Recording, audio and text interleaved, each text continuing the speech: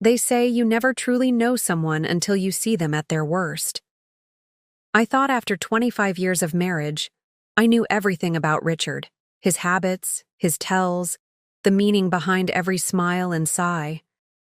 But standing there at our daughter's wedding reception, watching my husband introduce a woman half my age as carrying his real family, I realized I had been living with a stranger all along. Some betrayals cut so deep they forever divide your life into before and after. Before we jump back in, tell us where you're tuning in from, and if this story touches you, make sure you're subscribed, because tomorrow I've saved something extra special for you. There is the person you were, trusting, perhaps naive, and the person you become when that trust shatters like crystal against concrete. The transformation is instant and irreversible. Looking back, I should have recognized the warning signs. They were there, scattered throughout our marriage like breadcrumbs leading to this moment of ultimate humiliation. The late nights at the office, the sudden password changes on his phone, the mysterious weekend conferences that left no paper trail. But when you've built a life with someone, when you've raised children and weathered storms together, you tell yourself these things mean nothing. You convince yourself that the foundation remains solid despite the growing cracks. I was wrong. So devastatingly wrong.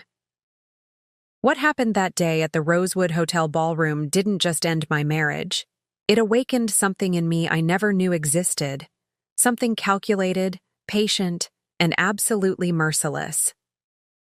The woman who walked into that wedding was not the same one who walked out. And what I did next would ensure Richard would spend the rest of his life wishing he had never uttered those fatal words. I'd like to introduce everyone to Amber and our baby boy, who'll be joining my real family in just 3 months. This is not a story about forgiveness. This is not about taking the high road. This is about justice served cold, meticulously planned, and executed with surgical precision. This is about a revenge so complete it would leave nothing of his carefully constructed life standing. I am Catherine Williams, and this is how I destroyed the man who thought he could discard me in front of everyone we knew and loved. I met Richard during my final year of law school. He was already practicing at a mid-sized firm, 5 years my senior and impossibly confident. We weren't supposed to be anything serious, just 2 ambitious people enjoying each other's company between case studies and client meetings, but something clicked between us. Something that felt like recognition. Like coming home to a place I'd never been before. Our courtship was a whirlwind. Within a year, we were engaged. Within 2, married with our first child on the way. We named her Olivia, after my grandmother. She was perfect, all rosy cheeks and curious eyes, with Richard's dark hair and my determined chin. When I held her that first night in the hospital, Richard beside me with tears streaming unchecked down his face, I thought, this is it. This is everything. The early years weren't easy. 2 lawyers building careers while raising a child meant sacrifices, late nights, missed recitals, arguments about whose turn it was to pick up Olivia from daycare. But we were partners in the chaos, united in our determination to create something meaningful together. Richard made partner at his firm when Olivia was 7. I scaled back to part-time at mine when it became clear our daughter needed at least one parent with some flexibility.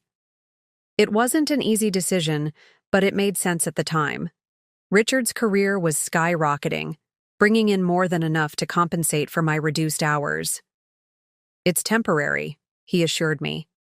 Once Olivia's older, you'll go back full force. Your brain is too brilliant to waste. I believed him. I believed in us. By the time Olivia entered high school, we had settled into comfortable rhythms. Our brownstone in the historic district was finally renovated to my specifications. Richard had become managing partner at his firm. I had transitioned to teaching law part-time at the local university while maintaining a small, select client list. We vacationed in Tuscany every other summer. We had season tickets to the symphony. We hosted dinner parties where guests lingered until midnight, reluctant to leave the warmth of our home. From the outside, we were the perfect couple. The success story everyone aspired to emulate. If I'm being honest, there were moments, brief, flickering moments, when I felt a distance growing between us. Richard started traveling more frequently for work. Our conversations became increasingly superficial, discussions about schedules and social obligations rather than dreams and fears. Our physical intimacy became routine, then rare, then almost non-existent. But marriages evolve, don't they? Passion transforms into companionship. The fiery romance of youth gives way to something steadier, more enduring. At least that's what I told myself as I fell asleep alone while Richard worked late at the office. Yet again, Olivia bloomed into an extraordinary young woman, fierce, compassionate, with a mind sharp as a tack. She chose to follow both of us into law, making us burst with pride when she was accepted to Harvard. It was during her second year there that she met Sebastian, a quiet, thoughtful environmental law student who looked at her the way Richard used to look at me. When they announced their engagement during Olivia's final year, I threw myself into wedding planning with abandon. This would be perfect, a celebration of not just their love, but the successful family we had built together. Richard seemed equally enthusiastic, insisting no expense be spared. "My princess deserves the wedding of her dreams," he declared, authorizing deposits for the most exclusive venue in the city, a renowned chef, and a string quartet that had performed at the White House. In retrospect, his generosity should have been a red flag. Richard had always been careful with money, questioning even small purchases. This sudden financial extravagance wasn't celebration. It was guilt manifesting as luxury. The months leading up to the wedding were a blur of vendor meetings, dress fittings, and seating chart negotiations. If Richard was distracted, if he missed a few planning sessions due to unavoidable work commitments, I hardly noticed. My focus was singular, creating the perfect day for our daughter. The morning of Olivia's wedding dawned clear and bright, the kind of autumn day that feels like a gift. The ceremony was scheduled for 4 o'clock at St. Mark's Cathedral, followed by reception at the Rosewood Hotel's Grand Ballroom. As I helped Olivia into her dress, ivory satin with delicate lace overlay, I felt a profound sense of fulfillment. Whatever else had happened in my life, this moment, this perfect, shining moment with my daughter, made everything worthwhile. "You look stunning, Mom," Olivia said, adjusting my sapphire blue mother of the bride dress. "Dad's jaw is going to drop when he sees you." I smiled, smoothing her veil.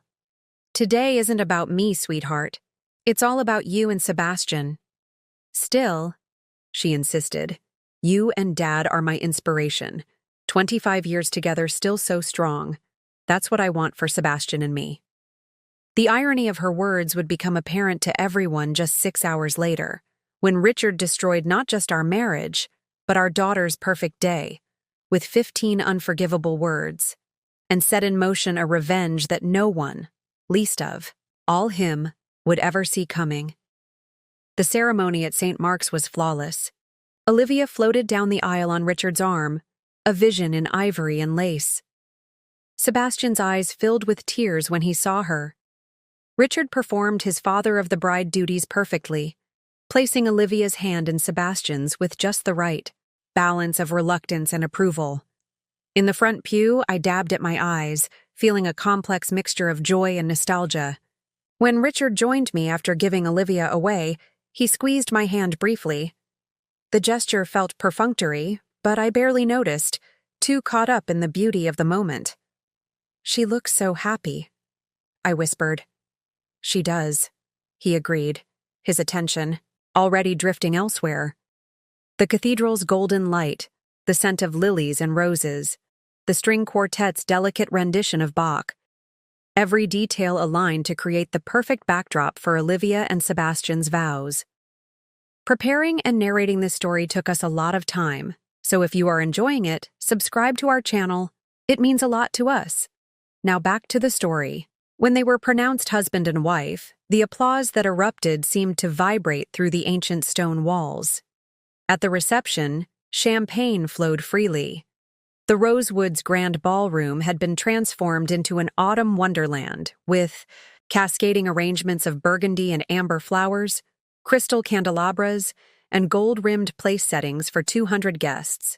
Richard and I stood together in the receiving line, accepting congratulations from friends, family, and colleagues. "You two have raised an exceptional daughter," said Judge Harmon, Richard's mentor and a family friend for decades. Catherine did most of the heavy lifting, Richard replied with a practiced chuckle. "I just provided the funding." I smiled tightly at what had become a familiar joke, one that had always minimized my career sacrifices and the careful balance I'd maintained between professional and family life. Dinner was served, a 5-course masterpiece from Chef Antoine, followed by toasts. Richard's speech was eloquent, full of anecdotes about Olivia's childhood and praise for Sebastian. He ended with a quote about love's endurance that made me glance at him in surprise. It was from a poem I'd once loved, one I didn't realize he remembered. For a moment, watching him charm the room, I felt a flicker of the old connection between us. Perhaps, I thought, we could find our way back to each other now that our parental duties were officially complete. It was after the first dance, as the celebration was in full swing, that everything changed. Richard approached the microphone again, champagne flute in hand, his expression unreadable. I assumed he wanted to offer another toast, perhaps something he'd forgotten to mention earlier. "May I have everyone's attention for just a moment more?" His voice carried across the ballroom, and conversations gradually faded as guests turned toward him expectantly. "Today has been perfect," he continued, smiling at Olivia and Sebastian. "Seeing my daughter begin her own journey with the man she loves has made me reflect on my own life and the journeys still ahead." A strange feeling began to creep up my spine. Something in his tone, in the way he avoided looking in my direction, triggered warning bells.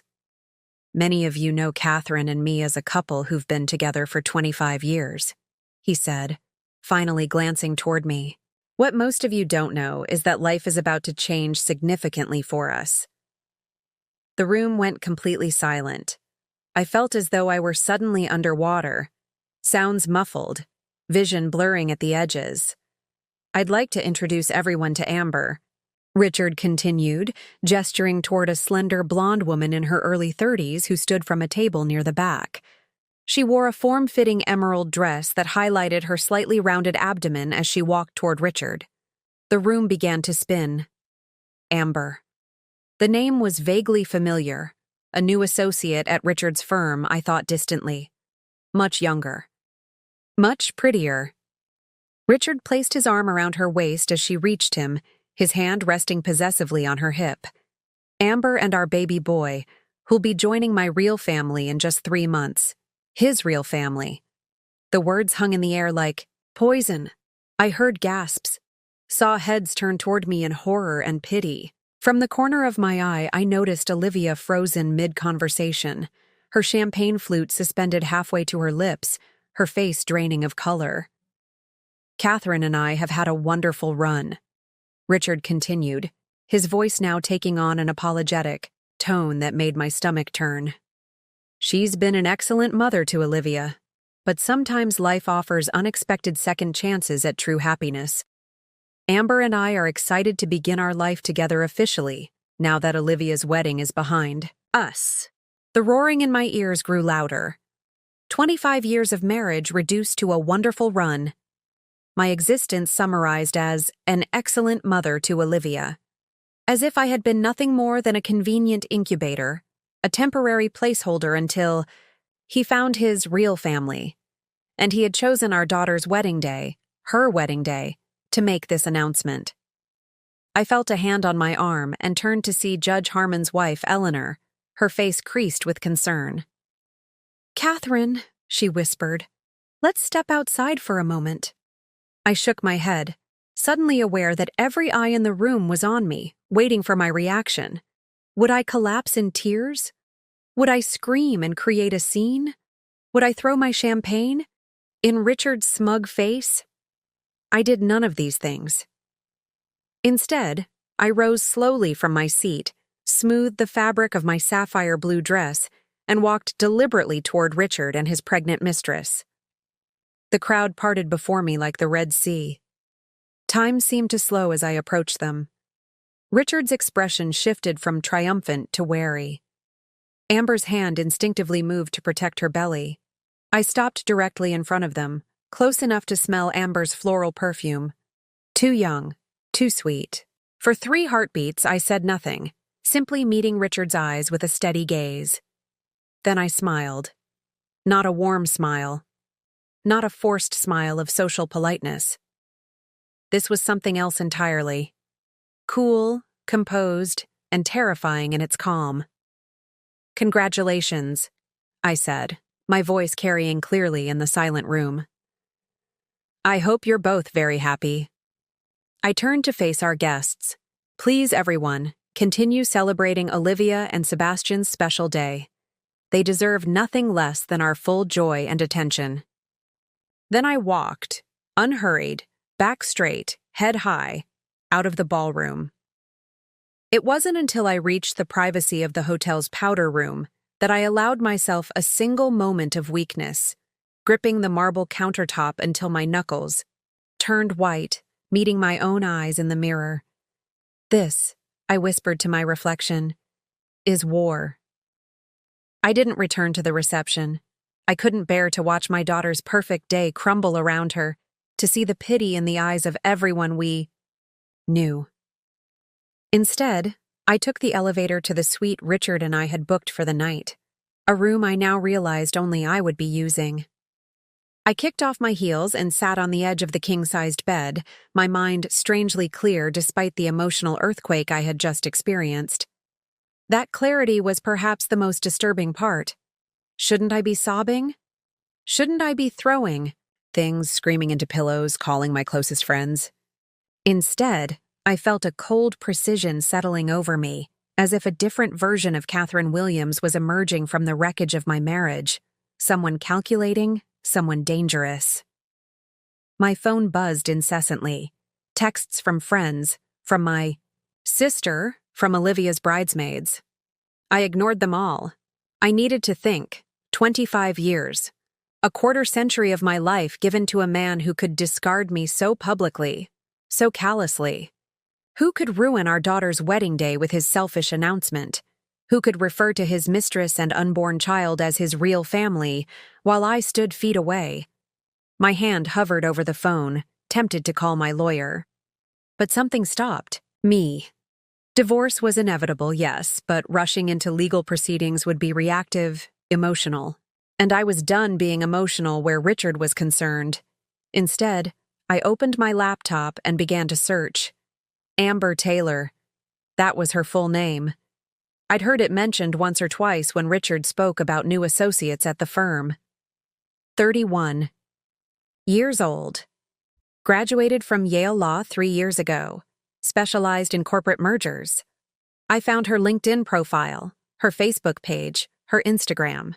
I studied her face, pretty in a conventional way with wide blue eyes and a slightly upturned nose. She posted quotes about empowerment and success, photos of designer shoes, beach vacations. Nothing that suggested depth or substance. Nothing. That explained why Richard would throw away 25 years for her. A gentle knock at the door interrupted my reconnaissance. "Mom." Olivia's voice was thick with tears. "Are you in there?" I closed the laptop and composed myself before opening the door. My daughter stood there in her wedding gown, mascara tracking down her cheeks, Sebastian hovering protectively behind her. "Oh, Mom," she whispered, falling into my arms. "I'm so sorry, I had no idea. I can't believe he would do this today of all days." I held her tightly, struck by the absurdity of comforting my daughter on her wedding night instead of the other way around. "Listen to me," I said firmly, pulling back to look into her eyes. "This is your wedding day. Your marriage is beginning, and that's what matters. I'll be fine. But Dad, your father has made his choices, I interrupted. But they are not your burden to carry. Do you understand? She nodded uncertainly, wiping at her tears. Now, I continued, I want you and Sebastian to go back downstairs, dance, celebrate with your friends, cut the cake, follow through with your plans for tonight. Don't let what happened change your joy. How can you be so calm? She asked, searching my face. If Sebastian ever... He won't, I said, looking at her husband, who nodded solemnly. And I'm calm because falling apart won't solve anything. There will be time for that later. For now, I need clarity. After more reassurances, I finally convinced them to return to their celebration. As the door closed behind them, I leaned against it, exhaling slowly. I had meant what I said. I wouldn't let Richard's betrayal destroy Olivia's wedding memories any more than it already had. But the performance of strength had drained me. I returned to the bed, picking up my phone at last. 17 missed calls, 34 text messages. I scrolled through them quickly. Catherine, I'm so sorry. Call me when you can. Diane, my oldest friend. That bastard. I'm coming up to your room. Melissa, my sister. Do you need a lawyer? I know someone who specializes in high-profile divorces. Jonathan, a colleague. And then from Richard himself. We need to talk. What room are you in? I laughed bitterly. Now he wanted to talk? After humiliating me in front of everyone we knew? I texted back simply, there's nothing to discuss. His response came immediately. Don't be difficult, Catherine. We need to handle this like adults. Like adults. As if his behavior had been anything resembling adult. As if announcing your affair and impending love child at your daughter's wedding reception was the height of maturity. I didn't respond. Instead, I opened the hotel room safe and removed the folder I'd placed there earlier, containing our passports, a copy of our marriage certificate, and bank information for our anniversary trip to Greece, now obviously canceled. As I flipped through it, a hotel keycard fell out. The spare key to our house that Richard always kept in his wallet but had apparently transferred to the folder for safekeeping during the wedding. I stared at it, an idea forming. Richard wouldn't be coming home tonight. He'd be with Amber, celebrating their public debut, reveling in their freedom from secrecy, which meant I had time. I changed out of my mother-of-the-bride dress into the casual clothes I'd packed for post-wedding brunch, called for my car from valet parking, and left without saying goodbye to anyone. The drive to our brownstone in the historic district took 20 minutes. The house was dark when I arrived, exactly as we'd left it that morning, a lifetime ago. I moved through the rooms methodically, turning on lights, seeing our shared space with new eyes. How long had Richard been planning this? How many times had he been with her in our home? In our bed? I climbed the stairs to Richard's study, a room I rarely entered out of respect for his privacy. Privacy he had used to conduct his affair, no doubt. His desk was meticulously organized. Richard had always been fastidious about his workspace. I sat in his leather chair and began opening drawers, not entirely sure what I was looking for, but certain I would recognize it when I found it. In the bottom drawer, beneath tax returns and investment statements, I discovered a leather portfolio I didn't recognize. Inside was a stack of papers, property records for a lakeside cabin upstate that I had never heard of, purchased 11 months ago in Richard's name only. There were utility bills, furniture receipts, a maintenance schedule for a boat, a secret, retreat, a love nest. Next came bank statements for an account I didn't know existed, with withdrawals totaling over $300,000 in the past year. Money that had disappeared from our shared future. But it was the final document that made my blood run cold. Preliminary divorce papers, drawn up 3 months ago but never filed, outlining a settlement that would leave me with barely a third of our assets. far less than I was entitled to under state law. He had been planning this methodically, positioning himself financially, hiding assets, preparing to leave me with as little as possible once his new child was born. I photographed everything with my phone, replaced the documents exactly as I'd found them, and continued my search. In his closet, behind his collection of custom suits, I discovered a small safe I'd never seen before. I didn't have the combination, but I didn't need it. I now had all the evidence I needed. Richard hadn't just betrayed our marriage. He had been orchestrating my financial destruction as well.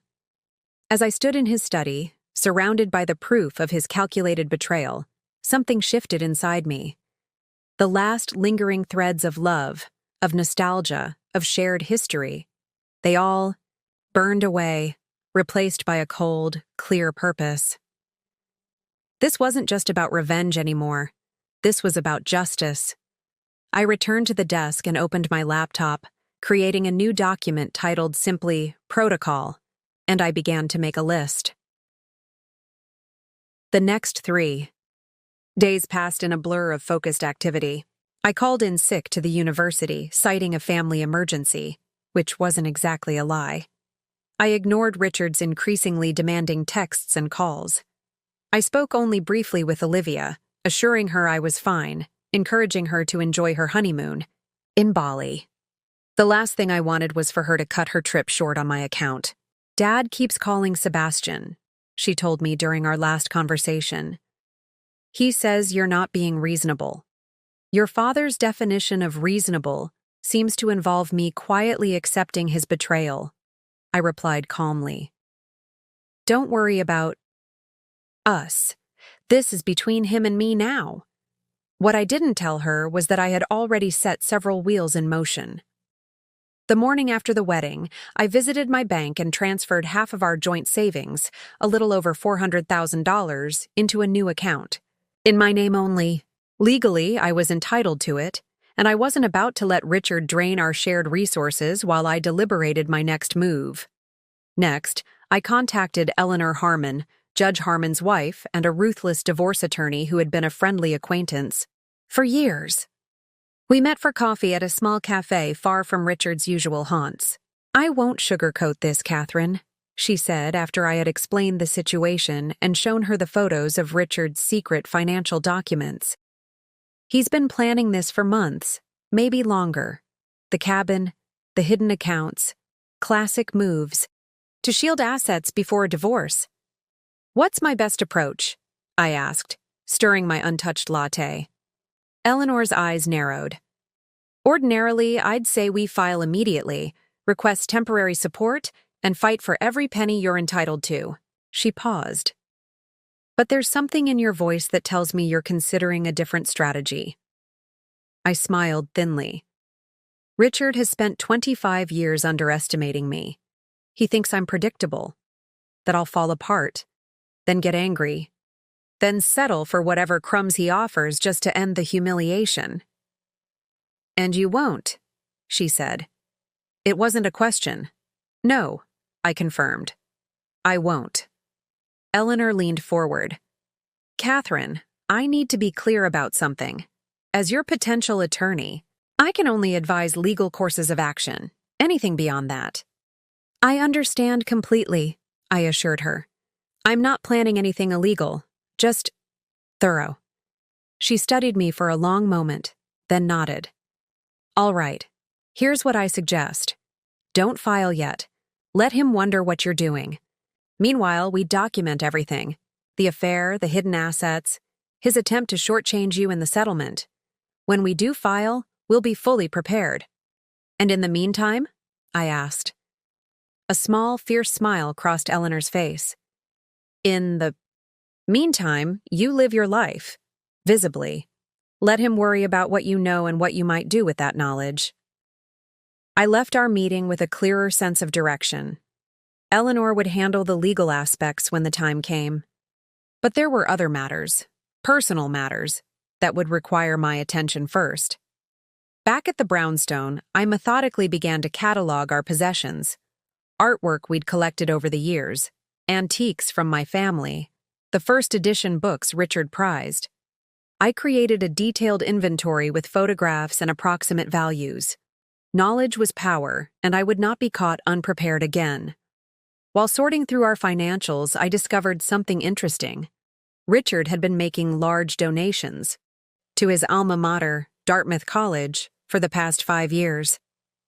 Donations that coincided with his appointment to their board of trustees, a position he spoke of with immense pride. A position that required a sterling reputation and unimpeachable ethics. I made a note of this in my growing protocol document. On day 3, I finally answered one of Richard's calls. "Catherine," he began without preamble, "this is childish. You need to come home so we can discuss the divorce like rational adults." "Home?" I repeated, my voice dangerously soft. "You mean the home where I'm raising Olivia while you build your real family elsewhere?" He sighed heavily. "You're twisting my words. I shouldn't have said that at the wedding. It was insensitive. But the fact remains that Amber and I are having a child together, and we need to move forward with dissolving our marriage." "On your terms, I presume?" I said. "On fair terms," he countered. "I've already drawn up a preliminary settlement that's quite generous considering—" "Considering what, Richard?" I interrupted. "Considering I put my career on hold to raise our daughter? Considering I've been by your side for 25 years while you built your reputation and your practice? Considering I'm entitled to half of everything we've accumulated during our marriage under state law?" There was a pause. "You've been talking to a lawyer," he said flatly. "Did you expect me not to?" Another sigh. "Look, Catherine, we can do this. The easy way or the hard way.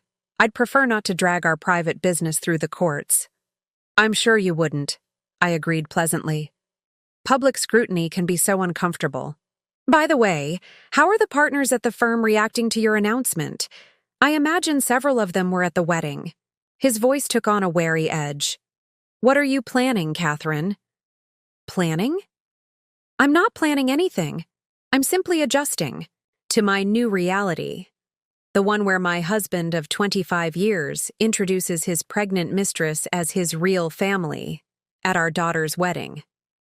It's quite an adjustment, as you might imagine." "Catherine, I have to go, Richard. I have appointments to keep." I ended the call, satisfied with the seed of uncertainty I'd planted. He was used to controlling every situation, to people, especially me, responding exactly as he predicted. My calm refusal to engage on his terms would unsettle him far more than tears or rage. Later that afternoon, I met with Diane, my oldest friend and a partner at a major PR firm. We'd been roommates in college, and she had been my maid of honor when I married Richard.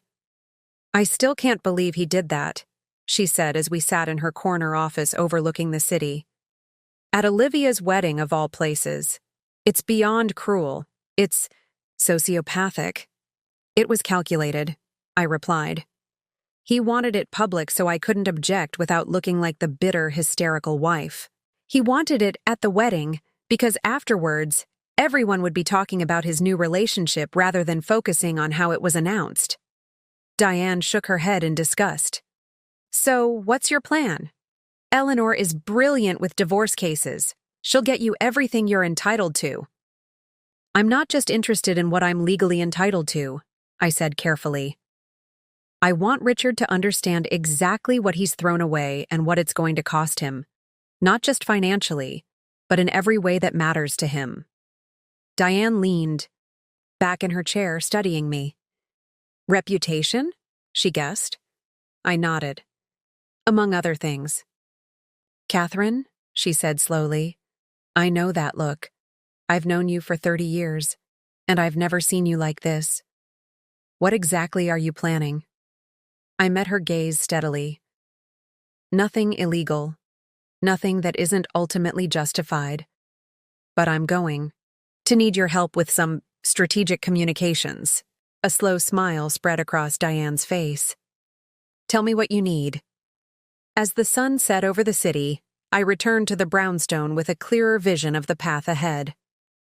Richard had spent months orchestrating his exit strategy, positioning himself to walk away with as much as possible while leaving me with as little as he could manage.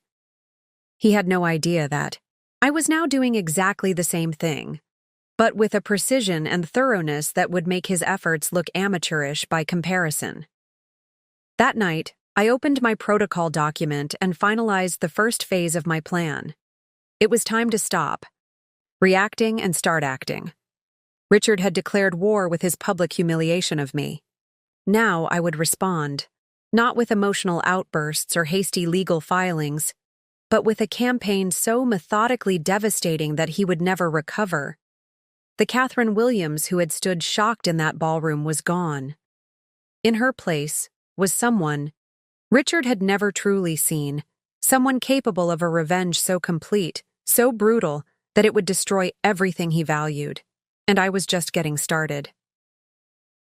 A week after the wedding, I finally agreed to meet Richard face to face. I chose the location carefully, a small cafe near the courthouse, public enough to discourage a scene but private enough for conversation.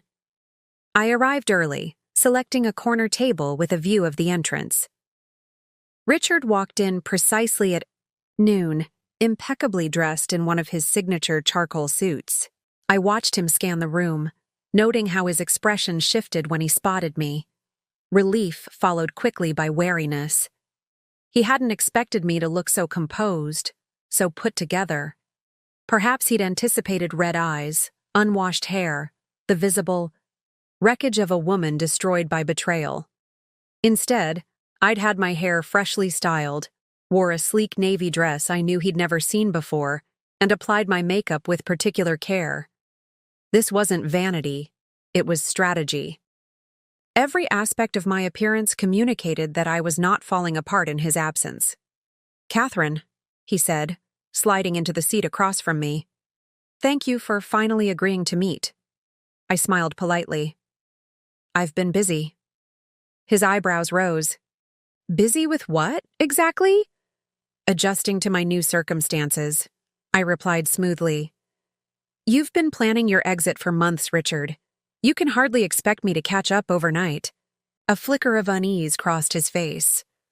"What do you mean, planning for months?" I didn't take the bait. "Why did you want this meeting?" He leaned forward, lowering his voice. "I thought we could discuss terms privately, without lawyers turning this into a bigger mess than it needs to be." "Terms," I repeated. "You mean like the settlement proposal you drafted 3 months ago? The one that offers me roughly a third of what I'm legally entitled to?" Richard went very still. His tell when surprised, a momentary freeze before recalibration. "I don't know what you're talking about."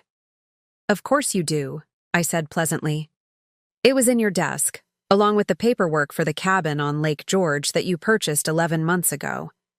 The one I'm assuming you shared with Amber while telling me you were at legal conferences." The blood drained from his face. "You went through my desk? My private papers?" "Our desk," I corrected. "In our home. Paid for with our joint funds. Just like the $300,000 you've diverted to your private account over the past year." Richard's jaw tightened. "That's not how—" "Please don't insult my intelligence by lying further," I interrupted. "It only makes this more tedious." He stared at me for a long moment, then exhaled slowly. "What do you want, Catherine?"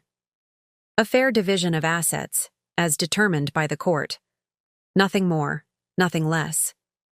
He leaned back, some of his confidence returning. "We both know dragging this through the courts will be messy and expensive. No one wins in a protracted divorce battle." "On the contrary," I replied, "the attorneys always win, and I'm quite prepared for a legal battle if necessary. The question is, are you? Are the partners at your firm prepared for the publicity? Is Dartmouth's Board of Trustees?" His eyes narrowed. "Are you threatening me?" "Not at all. I'm simply pointing out that your actions have consequences beyond our marriage. Your public announcement at our daughter's wedding has already created quite a stir in our social circle." Imagine how much more interest there might be if certain financial irregularities came to light during divorce proceedings. Richard's expression darkened. This isn't like you, Catherine. You've always been reasonable. You confuse reasonableness with submission, I said, a common mistake among men who've never truly respected their wives. He flinched as if I'd slapped him. That's not fair. I've always respected you. You announced your pregnant girlfriend. Was your real family at our daughter's wedding, I reminded him, my voice finally betraying a hint of the anger I'd kept carefully contained. That is not the action of a man who respects his wife. Silence fell between us. Around us, the cafe hummed with normal lunchtime activity, people chatting, laughing, living their ordinary lives while mine had exploded into something unrecognizable. I shouldn't have said it that way, Richard finally conceded. It was cruel and thoughtless. But the fact remains that Amber and I are having a child, and I want to build a life with her. Then build it, I said simply. But not at my expense. I reached into my purse and withdrew a manila envelope, sliding it across the table. This is my counteroffer to your proposed settlement. He opened it warily, scanning the document inside. His face flushed with anger. This is ridiculous. You want the brownstone, half my retirement accounts, half my partnership shares? Half of our retirement accounts, I corrected. Half of our partnership shares. Assets accumulated during our 25-year marriage, to which I am legally entitled. The firm will never approve transferring partnership shares to an ex-spouse, he snapped. Then they can be liquidated at fair market value, I replied calmly. I'm flexible on the mechanism, but not on the outcome. Richard stuffed the papers back into the envelope. I need to review this with my attorney. Of course, I agreed. You have 48 hours to provide a preliminary response. After that, I'll be proceeding with formal legal action. He stared at me as if seeing a stranger. Who are you? This calculating, cold person. This isn't the Catherine I married. No, I agreed, meeting his gaze steadily. It isn't. That Catherine believed in your love and your integrity. That Catherine is gone. You killed her at our daughter's wedding. This Catherine understands exactly who you are and what you're capable of. I stood, gathering my purse. 2 days, Richard. Then we do this my way. As I walked away, I felt his eyes on me, confused, angry, and for the first time, afraid. Good. Fear was an appropriate response. Because while Richard thought this meeting was about divorce terms, it was actually about something else entirely. It was a distraction. While he focused on fighting my financial demands I knew would provoke his outrage and command his full attention, the real components of my revenge were already in motion. I stepped out into the sunlight, checking my watch. By now, Diane would have finished her lunch meeting with Sarah Carmichael, the editor-in-chief of Boston's most respected legal journal. By tomorrow, the journal's Ethics in Practice column would feature a blind item about a prominent attorney who announced his affair with a junior associate at his daughter's wedding, a clear violation of the firm's fraternization policies. Meanwhile, Eleanor was meeting with 3 of Richard's former clients whose cases I had quietly assisted with over the years, though Richard had taken full credit for the strategies that won their cases. Eleanor would be suggesting delicately that they might request their case files for review, not making accusations, simply raising questions about who had actually done the work they had paid so handsomely for.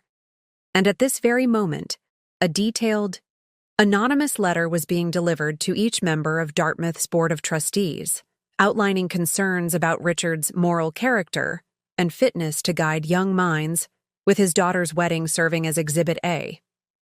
The divorce was never my primary objective.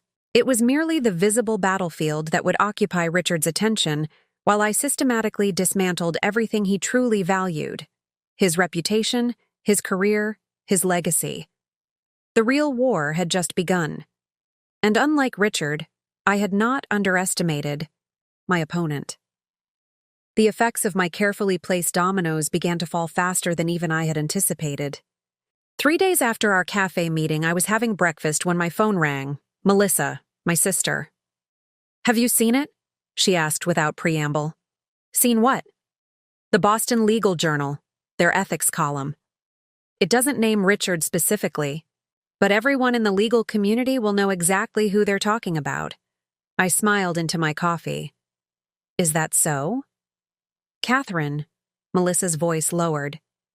"Did you have something to do with this?" "Why would you think that?" I asked innocently. "Because the old Catherine would be home crying into her pillow.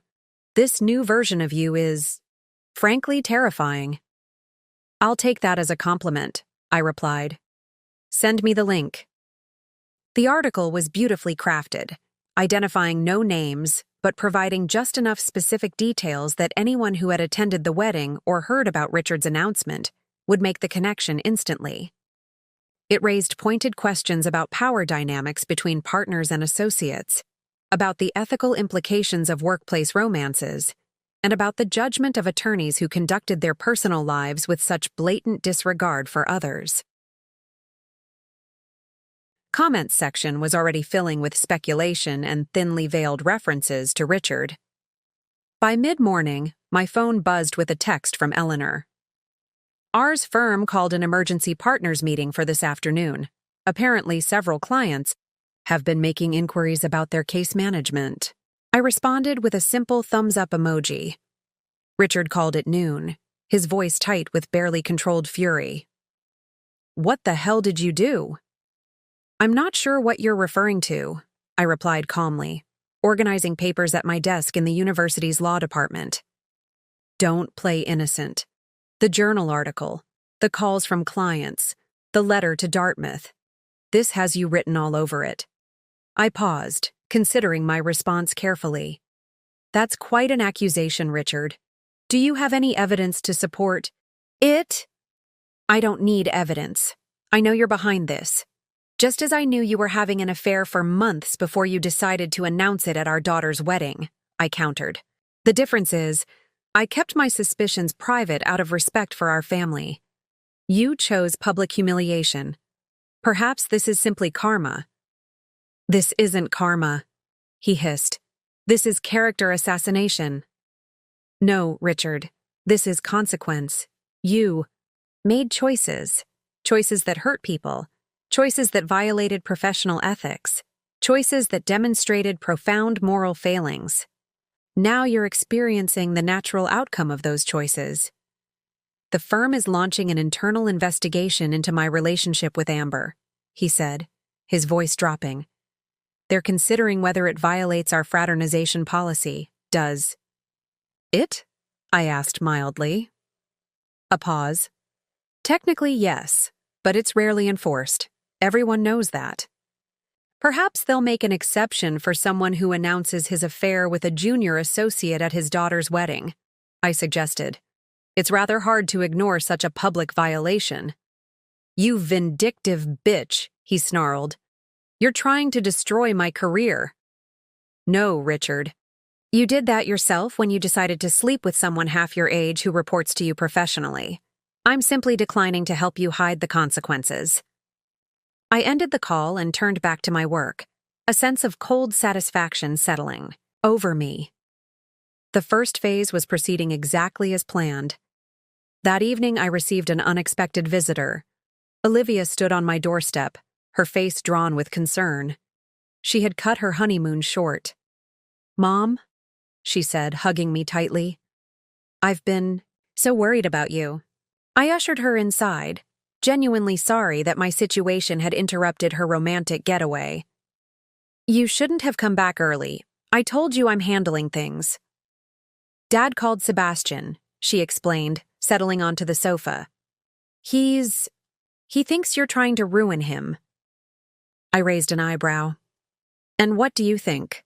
Olivia picked at a thread on her sleeve. "I think Dad did something unforgivable, and he's facing consequences he never expected." She looked up at me. "The article in the journal. Was that you?" "I didn't write it." I answered truthfully.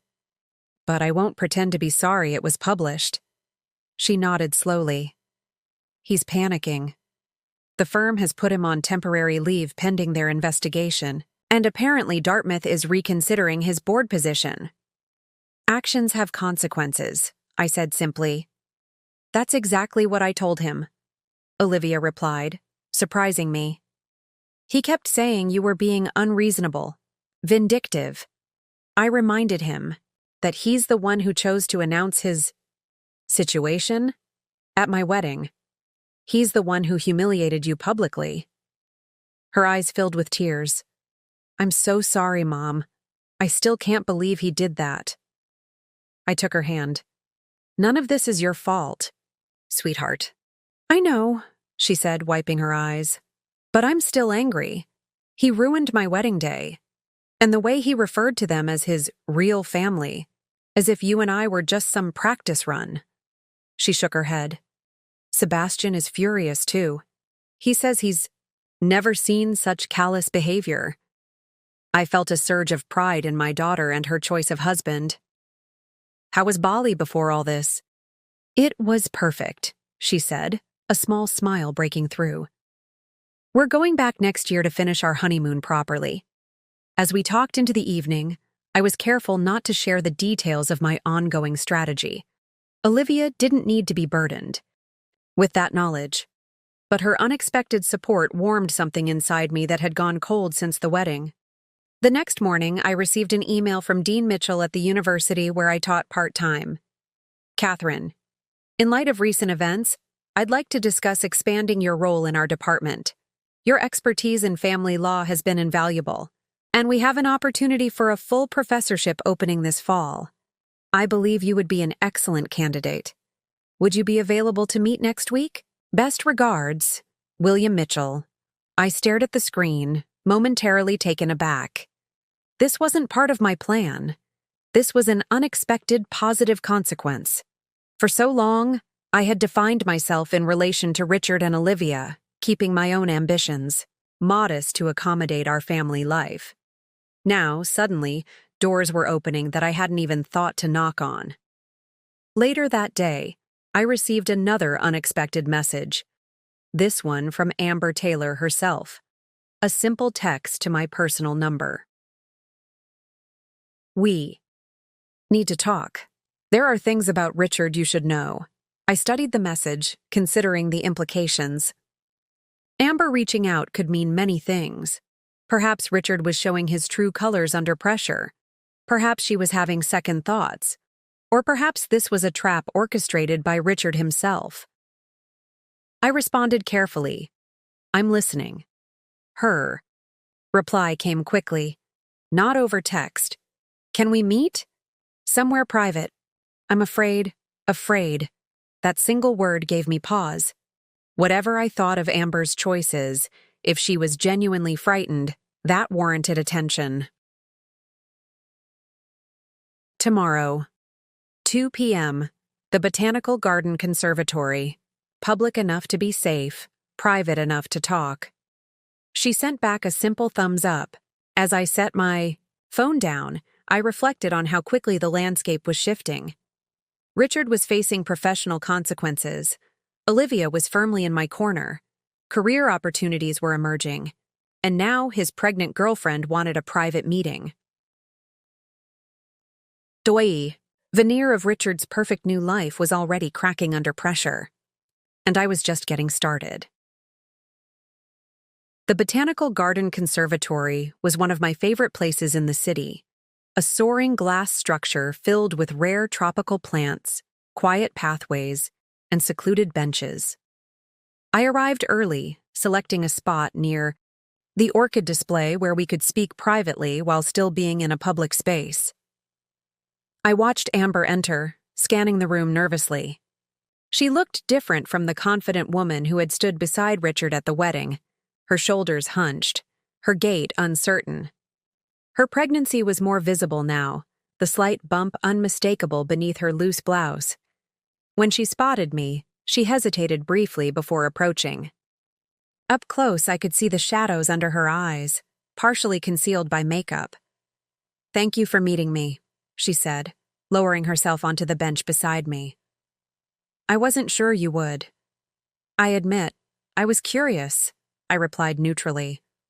What did you want to discuss? Amber fidgeted with the strap of her purse. First, I want to say I'm sorry about the wedding. That wasn't my idea. I had no idea Richard was going to make that announcement. I studied her face, looking for signs of deception. You seemed prepared enough. You were there, dressed for the occasion. He told me we were going to a charity gala, she said, her voice low. He said he needed to maintain appearances with his colleagues, that it would look strange if he attended alone. I only realized it was his daughter's wedding when we arrived. She shook her head. By then, it was too late to leave without causing a scene. I felt a flicker of uncertainty. Could she be telling the truth? It seemed almost too calculated even for Richard. And the announcement? I asked. Completely blindsided me, she insisted. 1 minute we were sitting at the table. The next he was at the microphone introducing me as…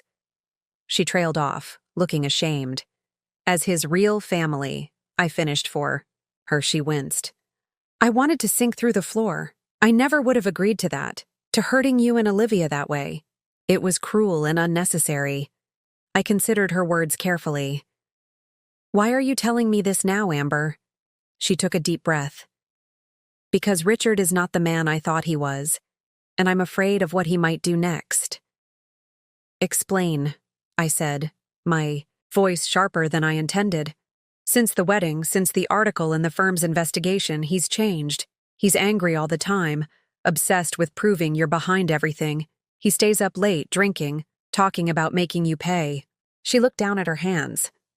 Last night, he threw a glass against the wall when he read an email from Dartmouth. He said things about you that… She shuddered. I don't feel safe anymore. I felt a chill that had nothing to do with the conservatory's temperature. Has he threatened you physically? Not directly, she admitted. But there's a vibe, a tension that scares me. And then there's this. She withdrew a folded document from her purse, handing it to me. I opened it to find what appeared to be a contract, a cohabitation agreement between Richard and Amber.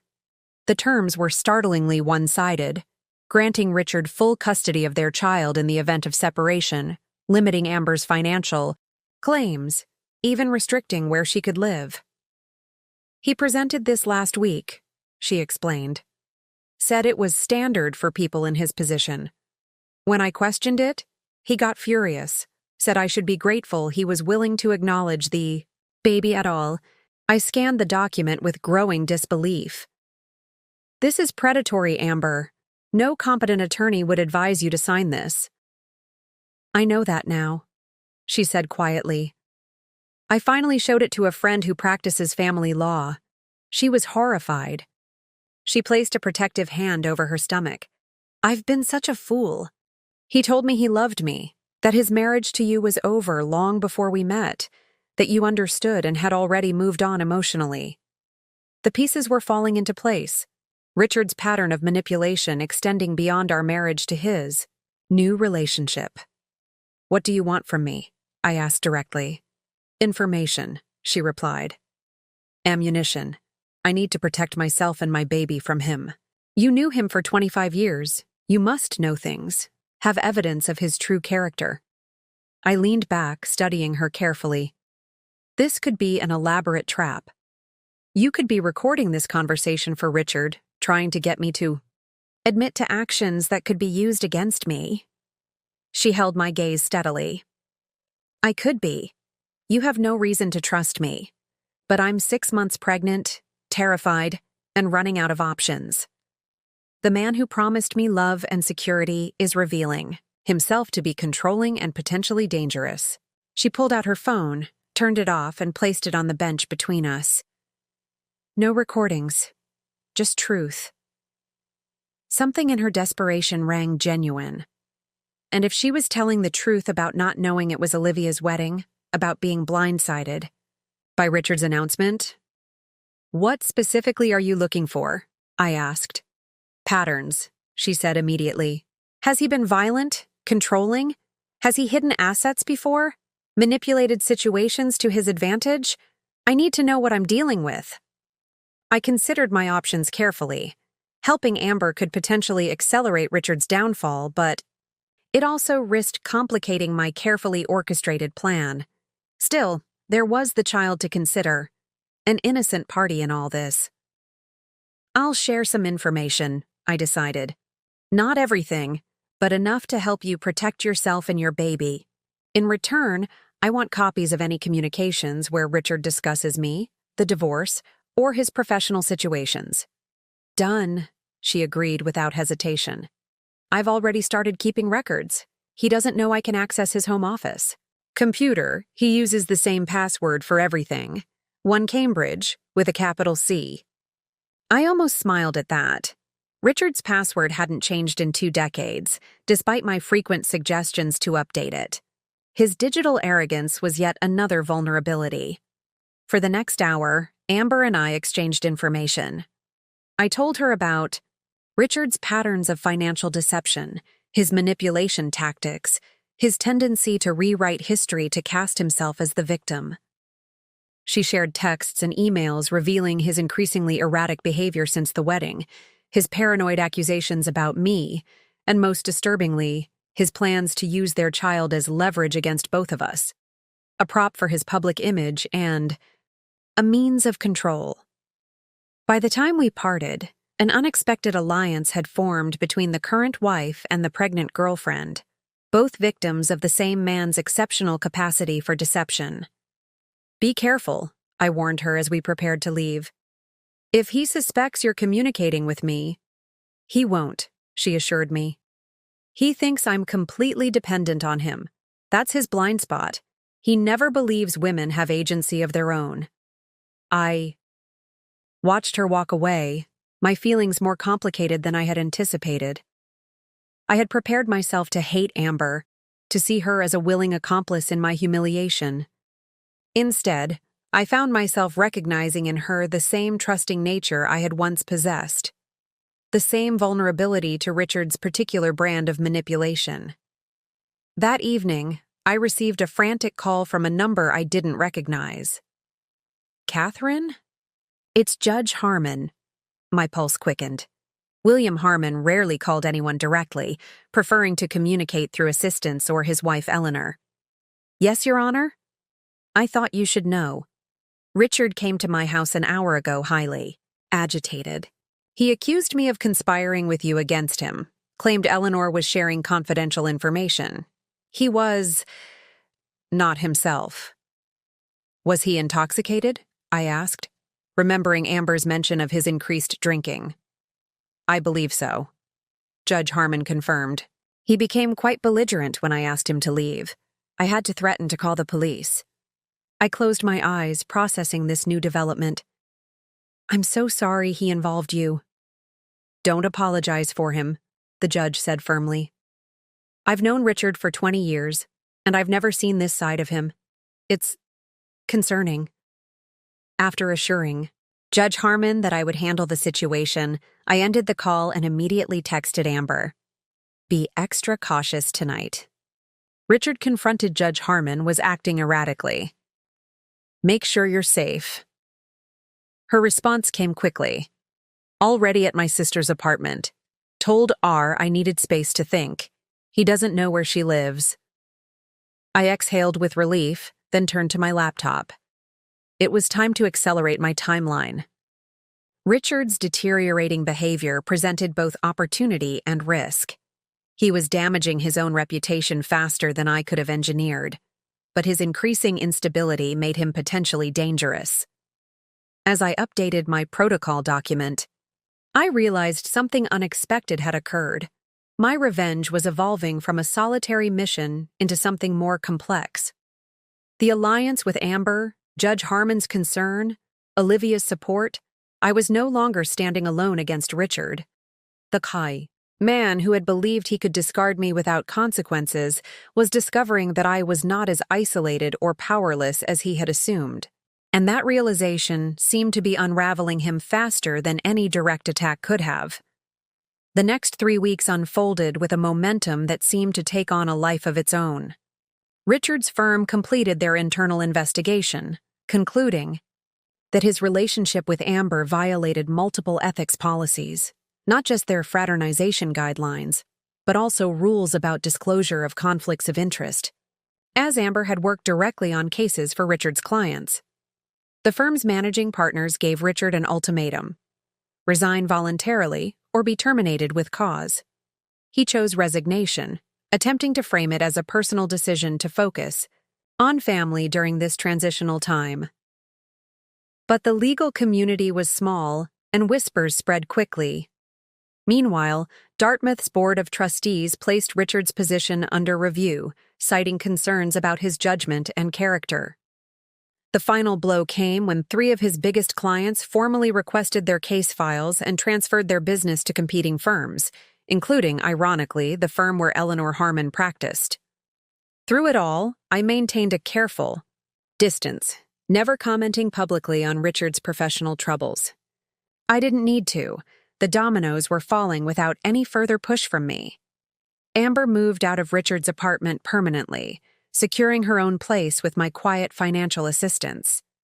The pregnancy was progressing well, and she had begun making arrangements for a life independent from Richard, including consulting with a family law attorney about custody arrangements, and I was thriving in unexpected ways.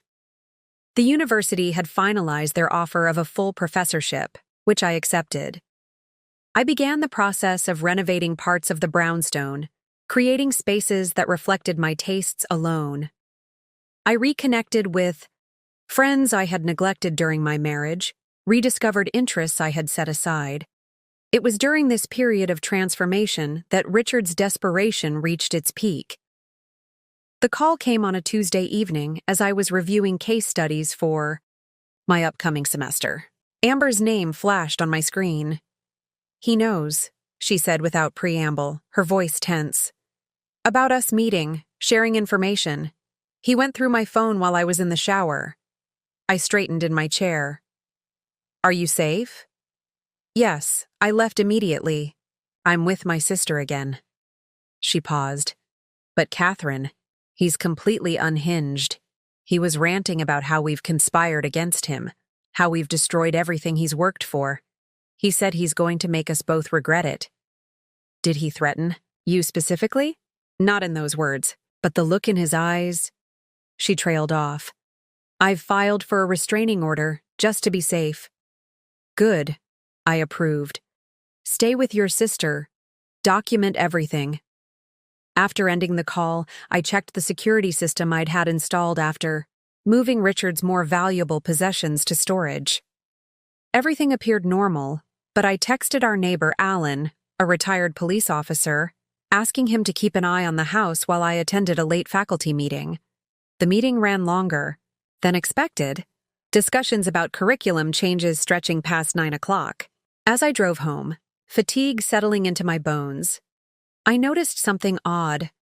Lights were on in the brownstone, more than the automated system was programmed to activate. I parked a block away, calling Alan immediately. "Have you seen anyone enter?" "My house in the last few hours? Can't say I have," he replied. "But I've been watching a movie with Marion since about 7. Want me to check it out?" "No," I said quickly. "Just stay inside. I'm calling the police." "I visited Dad," she said quietly, settling beside me on the sofa. "At his attorney's office. He's out on bail." I nodded, waiting for her to continue. "He's a mess, Mom. Barely recognizable." She twisted her hands in her lap. "He kept asking if you put me up to hating him, if you turned me against him too." "And what did you tell him?" I asked gently. "The truth. That he did that himself when he chose to humiliate you at my wedding, when he called another woman and her baby his real family, as if you and I were just temporary, disposable." She looked up at me, her eyes fierce. "I told him I'm not speaking to him again until he gets help. Real help." I squeezed her hand. "I'm sorry it's come to this." "Don't be," she said firmly. You didn't cause this, Mom. All you did was refuse to be his victim. That evening, alone in the home I had shared with Richard for 2 decades, I found myself at a crossroads. My revenge had been executed perfectly, more completely than I could have imagined. Richard had lost everything he valued: his career, his reputation, his new relationship, his relationship with Olivia, his freedom, his dignity. But somewhere along the way, my motivation had shifted. What began as a quest for personal vengeance had evolved into something else: a refusal to enable harmful patterns, a determination to protect not just myself but others in Richard's orbit, a commitment to truth over comfortable lies. I opened my laptop and wrote an email I never thought I would compose.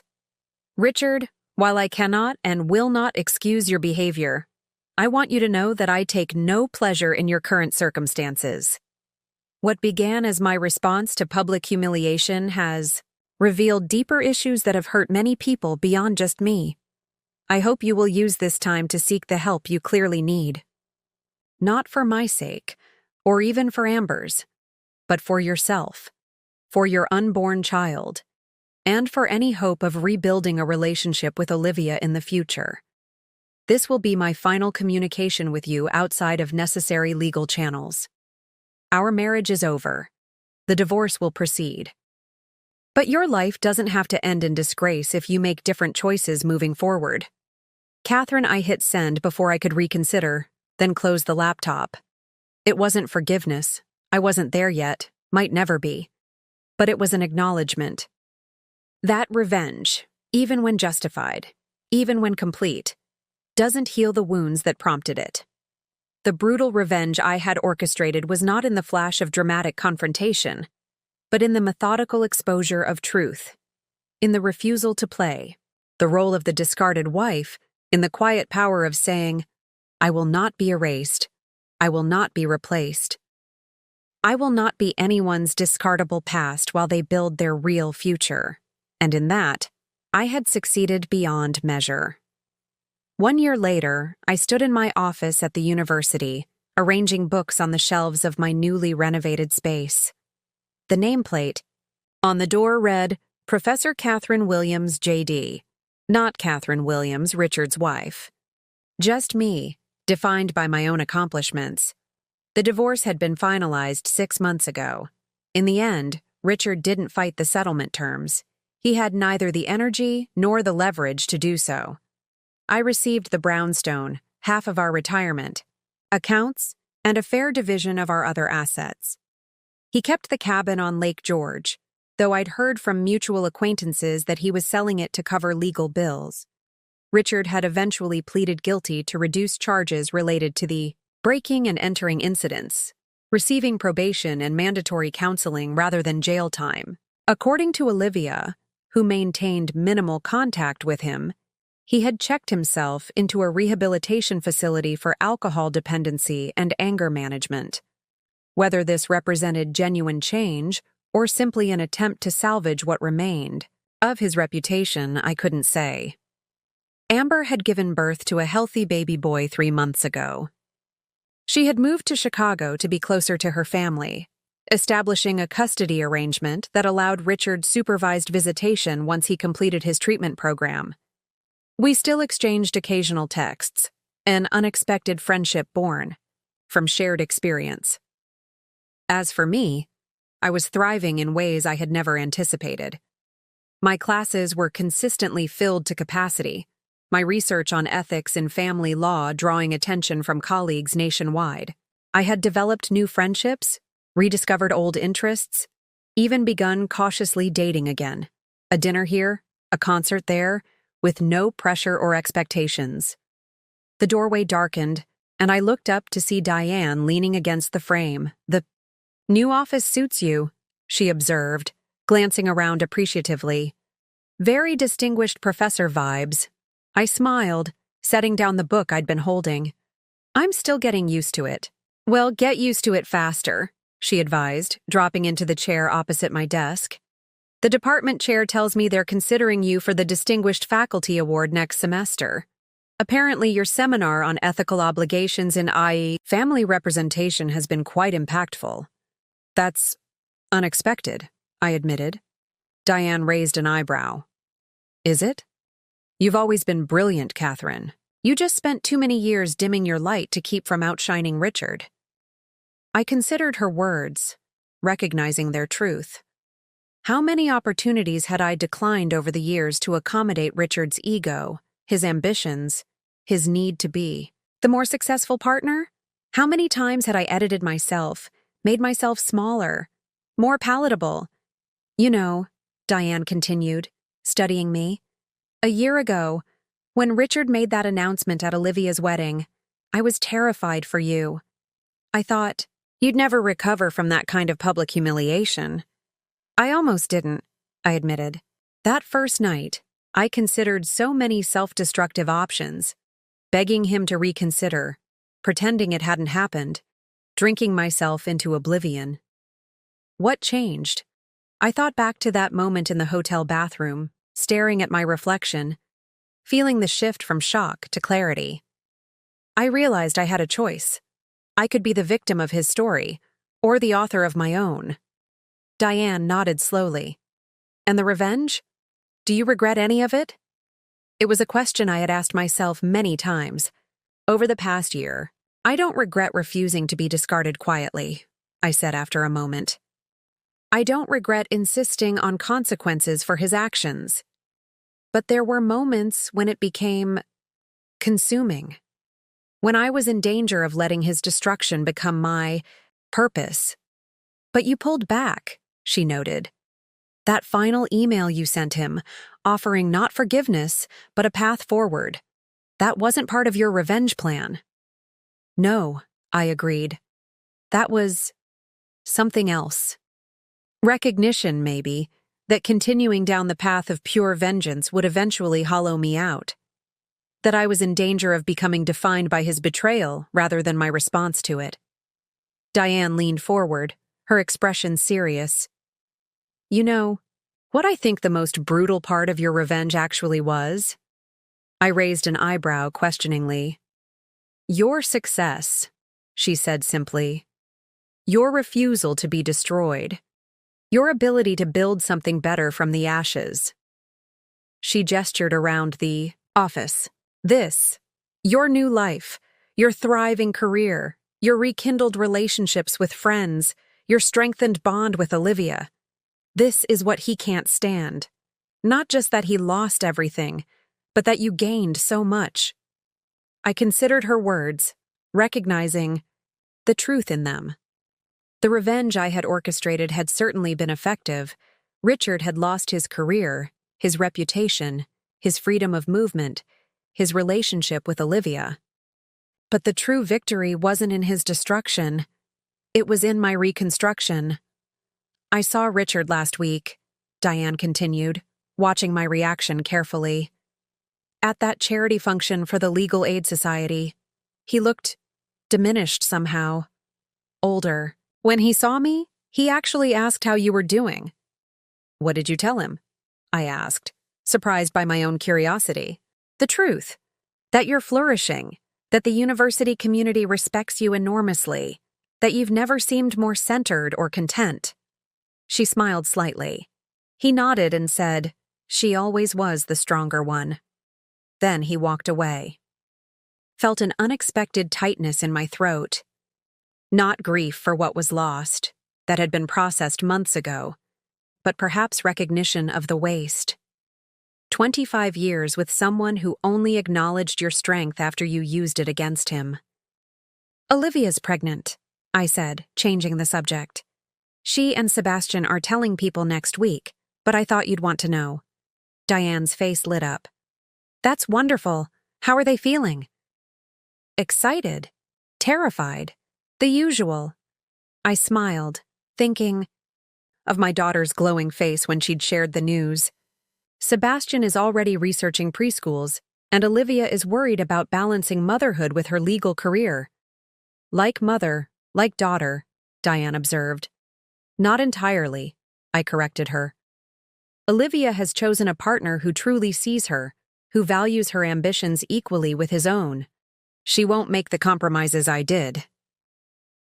We chatted for a while longer before Diane left for another appointment.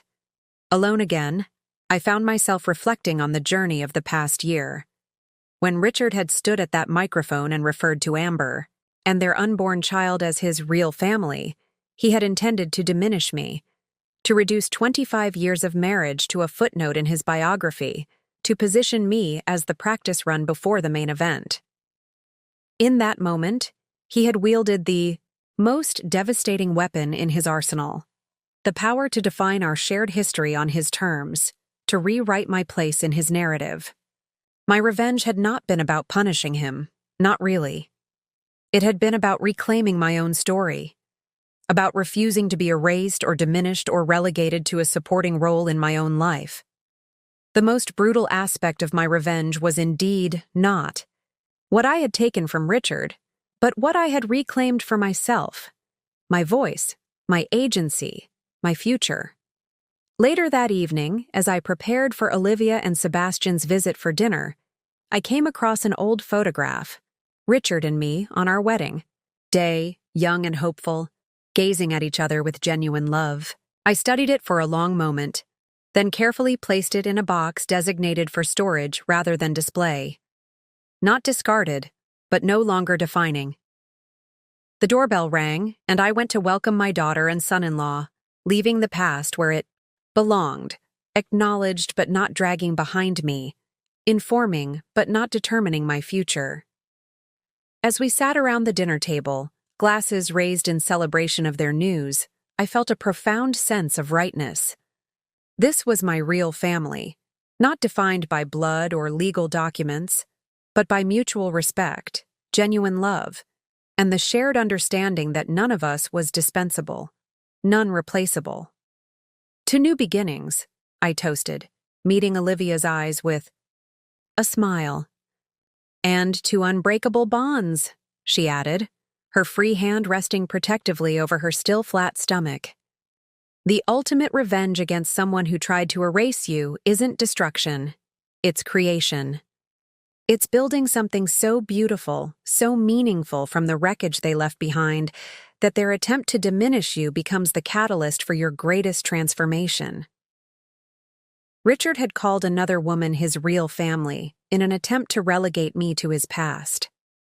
Instead, he had inadvertently freed me to create an authentic life that no one, not him, not anyone, could ever again define as less than real, less than valuable, less than exactly what I chose it to be. In the end, that was the most brutal revenge of all. Not that he lost everything, but that in losing me he lost the best part of himself. And I, in losing him, found the best version of myself I had ever known. Up next, you've got 2 more standout stories right on your screen. If this one hit the mark, you won't want to pass these up. Just click and check them out. And don't forget to subscribe and turn on the notification bell so you don't miss any upload from us.